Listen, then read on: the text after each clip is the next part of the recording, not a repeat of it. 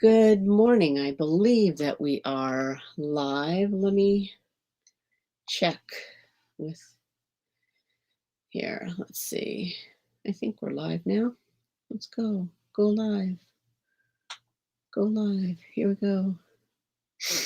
It's connecting. Oh, hey, stay down from there, Miss Girl. Okay. We are connecting. And Girl. There we go. All right. Okay. We are connecting. And Girl. There we go. All right. Well, good morning, everybody, and welcome to. Oh, Girl.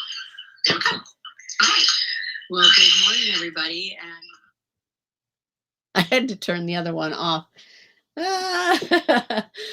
I'm just kind of learning this stuff, so that's okay. I have another screen over here. It's not connected because I don't have a dual thing right now, but that's okay. I can see the chat that way, and this way I can see the chat and I can see how many people are here. Good morning to you, and hope you have your coffee with you. And we're live here to talk about Maine Coons and whatever else comes up, I guess. This morning, I thought that we could talk a little bit about what a Maine Coon is and what a Maine Coon is not. And this comes up because I often hear weird things, and because rescue groups like to use Maine Coon as a signifier for their cats, and it draws people in, and it's a selling point. And then they like to also, many of them like to blast breeders, and I think that you can't have it both ways. So this morning, I think that we're going to talk about Maine Coon standards and what a Maine Coon is and what a Maine Coon is not. So welcome to the party. I think, first of all, what a Maine Coon is not, I just got my hair cut. And they did this little bob thing, but this gal left this long piece, and like, I really hate it. I'm going to have to go back and have her cut it off. I think it's like probably one of the stupidest things that they ever did. So let's look at first what Wikipedia says that Maine Coons are. Let's see. Oops, no, that's not the one I want. This is the one I want. Okay, here. So I'm not going to read this to you, but what I do want to say is there. Okay. Right. Okay. The really interesting thing about this breed is that it is the United States, America's original breed. So there's no other cat breed that originated in the United States. So that I always find that really fascinating. And the way that happened is, of course, a mystery. Maine Coon breeders have known for a really long time that there's lots of different stories. I'm trying to move this a little bit so that I don't have a tail coming out of my head. Maybe I can move me over. Let's see. Here. Try that. No, that didn't work. You got to see the whole thing. I'm going to have a tail coming out of my head. Maybe I can move me. Let's see. Oh, I can. I think I can. No, I can't. Then the breeder. Right. This is kind of a fun little thing. So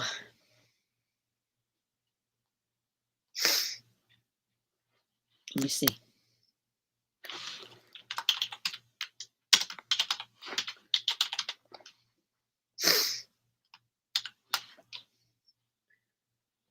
All right.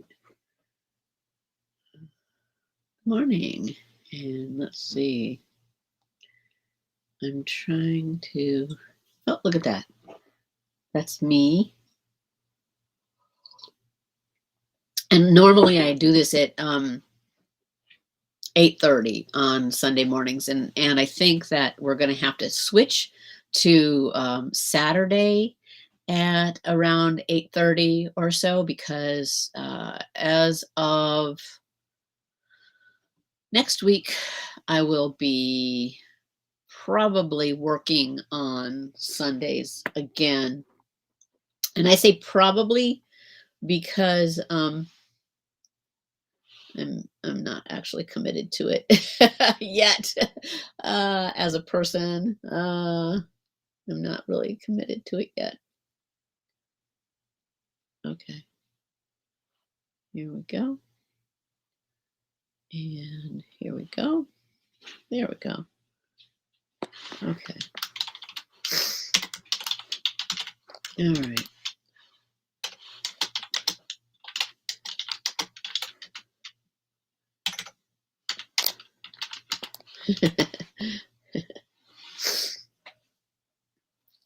Secondhand rose in the house. Okay, so what we know about this is, I wonder if I can scroll up. Let me try. Scroll up. No. Oh, I know how to do it. Here. Huh. There we go. Okay, so the Maine Coon Cat is a large domesticated cat breed. Now, as of, we're actually, Maine Coons are actually one of the largest. I believe that Siberians, Norwegian forest cats are also pretty big. But the best part about it is that it is America's original breed. They're known as the gentle giant, of course, and because they are very docile. For the most part, they're pretty docile. Now, of course, you wouldn't know that from my cats this morning. They're running back and forth and tearing up the house because I have the back room open so I can do this live. And they think that that's part of a runway. They're having pretty much fun. They Maine Coons do have a dog-like characteristics, and they do a lot of really fun little sounds. Like they do little chirps and they do little trills. The reason I have the door open here is because I was hoping that a couple of them would come in to join us this morning. And I do have a little bed here so that they could, to encourage them. Of course, when I want them to, they don't want to, I can go get one. Actually, I'm going to go get the kitten. I'll be right back. A really fun trait of Maine Coons is that they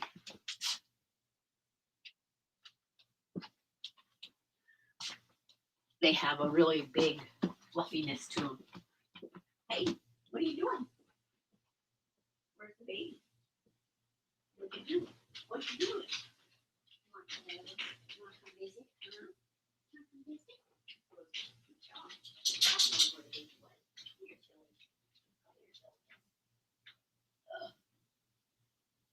Your silliness.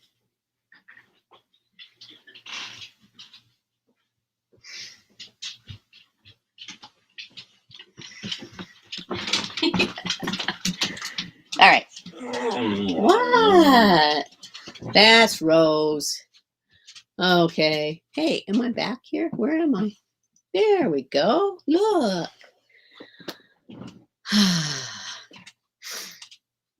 So let's see. Go back over here. We'll stop screen sharing for a minute so you can see Mr. There we go. Here. Hi. This is yeah,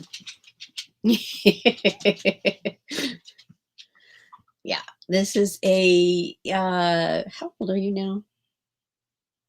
You don't know? Are you 14 weeks? I think you're 14 weeks. You're 14-week-old. It's a 14-week-old Maine Coon kitten. Yeah. And he is this is a boy. And so the things that we look for in Maine Coons are they, of course, the friendliness. That's one of the biggest things, the friendliness. I'm going to put him up here for a minute. What do you think? You want to stay there? I'm not sure. I'm not sure, Sandy. Okay. There we go. I'm going to stop screen sharing for a second. Okay. And see what he's going to do. He might crawl into my boxes, my reselling boxes. So the thing that we need to know first of all, and first and foremost, is that the Maine Coon is not a man coon. Not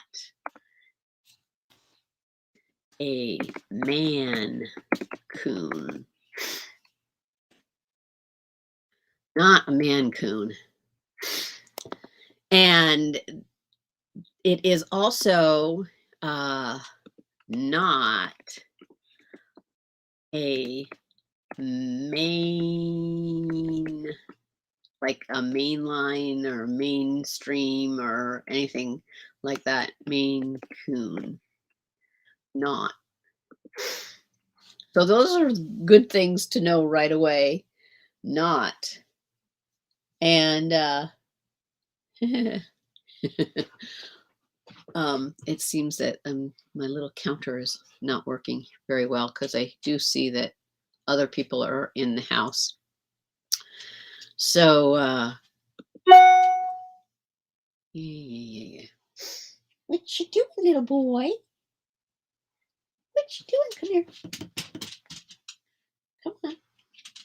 Did you lick his head? Rose, you licked his head. Don't lick his head. Makes him there. Sure. All right. Also, good to know that. Okay. Maine Coon cats are not one word. Maine Coon, like a one word.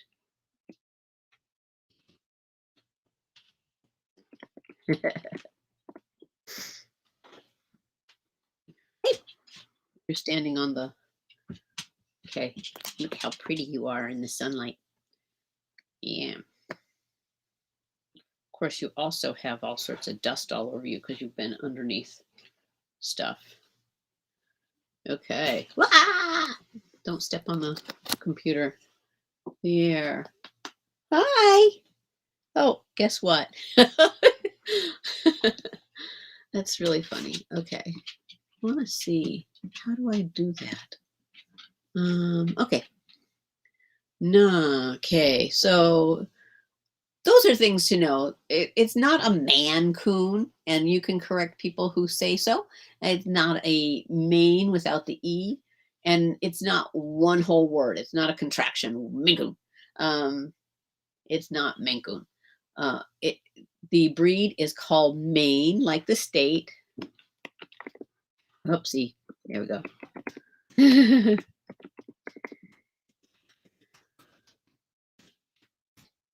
Maine. There. Okay. Yeah, I do. All right. Maine, like the state, Maine Coon. And the reason that it's called Maine Coon is because Maine Coons were originally sort of discovered in Maine. There's a lot of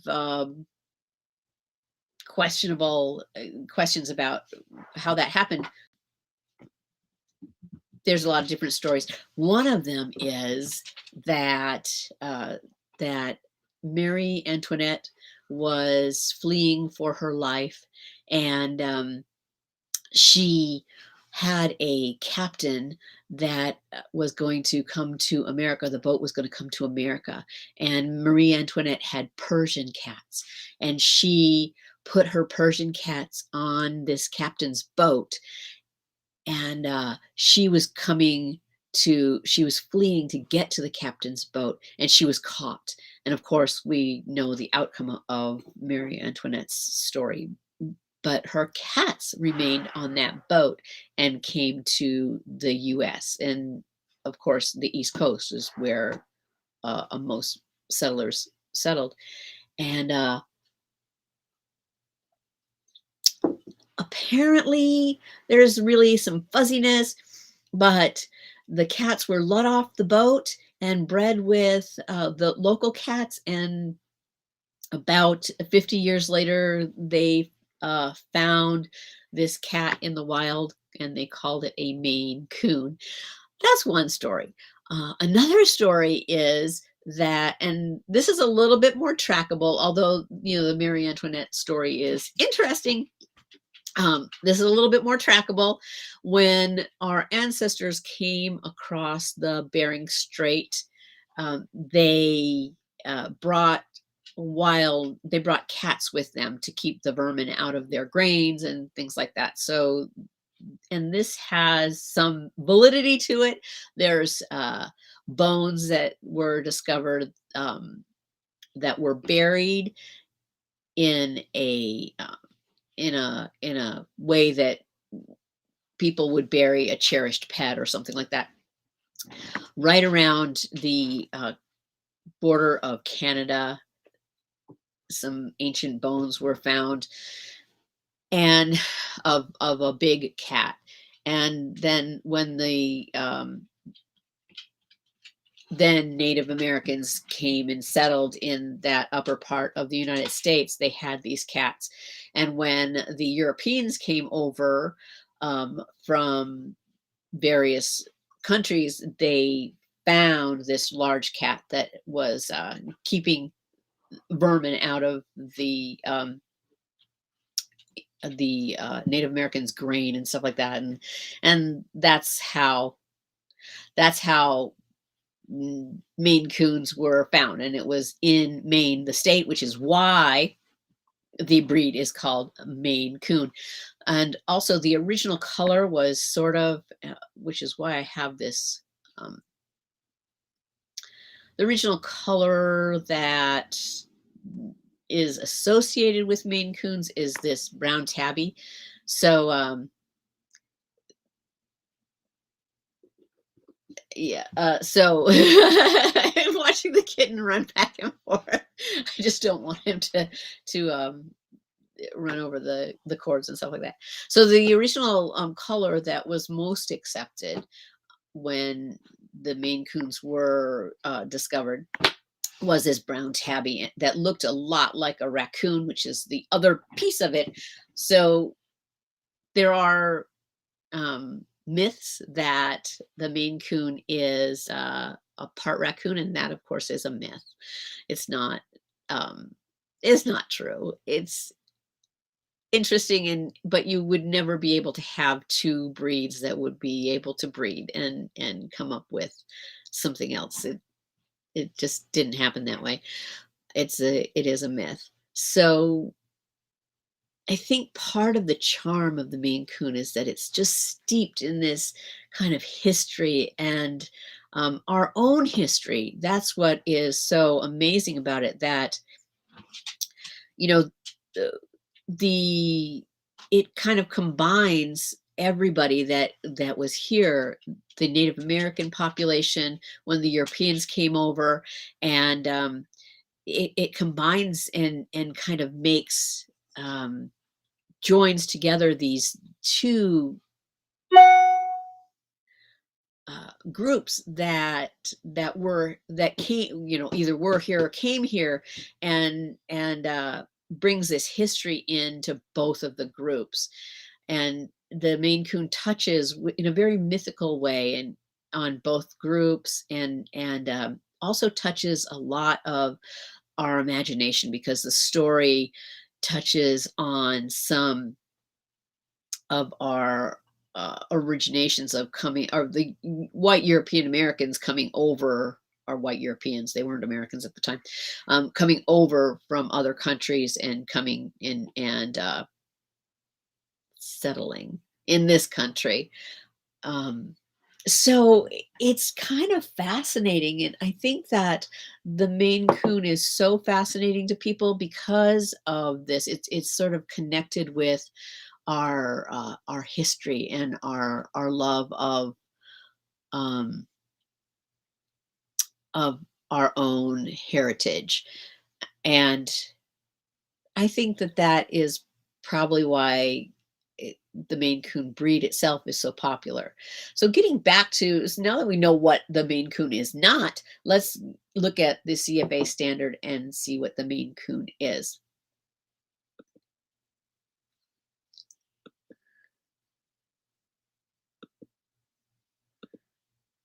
Okay, there. Here we go. Okay, so we're going to look at this standard, and in general, the origin of the Maine Coon is that they were a working cat, of course, and that they're really solid. Heavy boned is a really um, big part of the Maine Coon, and part of what I actually breed as I breed Maine Coons. That their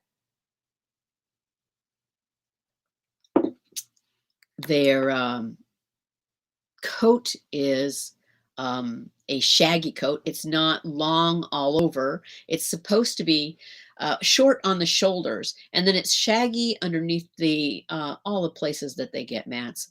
Believe me, underneath the front legs, on the belly, and the back hindquarters, and the tail is long. We love that tail. The tail is long and puffy, really nice and puffy. So we look for that very solid overall structure of a Maine Coon. Even in the girls, we want that really nice heavy bone structure. What we are not looking for is a very lightweight, thin boned kind of cat. That's not what a Maine Coon is.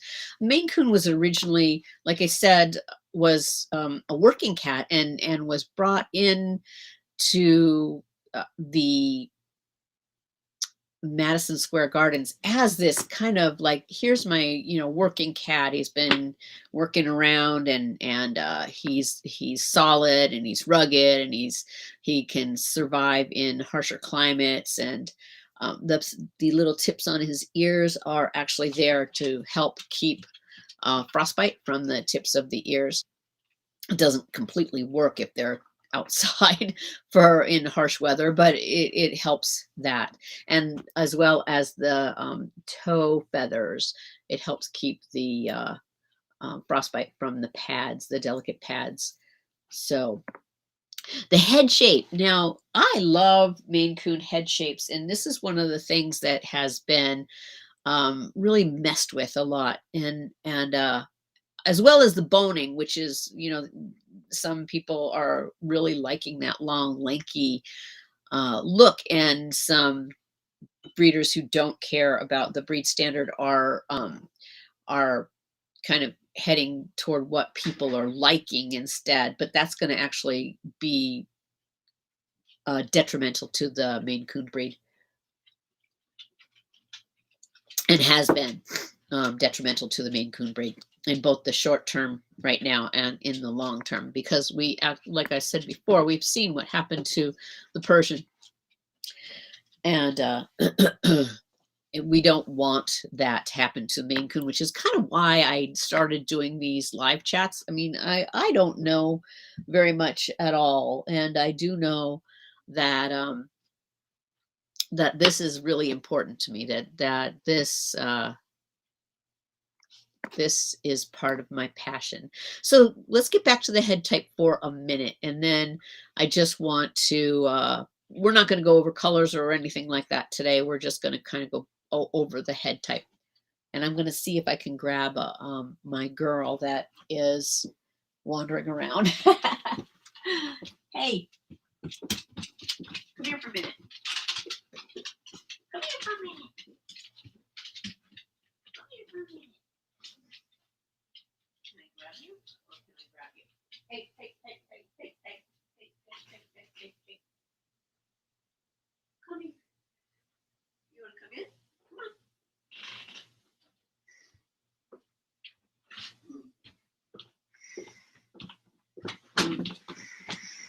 There. Okay. So this is, like I said, you're stuck in my, I'm going to unshare. Okay, cool. I'm going to unshare for a minute. Stop screen sharing. We'll go back to being big. Hi. You're stuck in my sweater there. Okay, so this is where the breed has suffered quite a bit, and I just want to go over just a kind of a really basic. Here we go. There we go. Can you see? Oh, right there. Okay. First of all, we love these long whiskers. And this is a scoop, a little scoop. It's called our scoop, Maine Coon scoop. We love that. We look for that because it's not a straight profile at all. It's a scoop. And then we look for a nice balance. And this is a female. This is Karis. Hi, Karis. Hi, Carrie. Carrie. All right. We look for a nice balanced face. Right. We look for a nice balanced face. Yeah. Right now she's putting her ears back, so you can't really see. But okay, there. She's not being my. We look for a nice balanced face overall, like that. Wink, wink, wink. Oops, I guess my light is coming through the window. And not the ears cannot be so big, and they can't be way down on the side, and they're not supposed to be straight up and down either. You want to go down now? Here, how about if you go here? You want to just be here for a minute? There. Yeah. No, no, she doesn't. Well, that's really kind of what I wanted to bring to the table today. I wanted to just kind of say,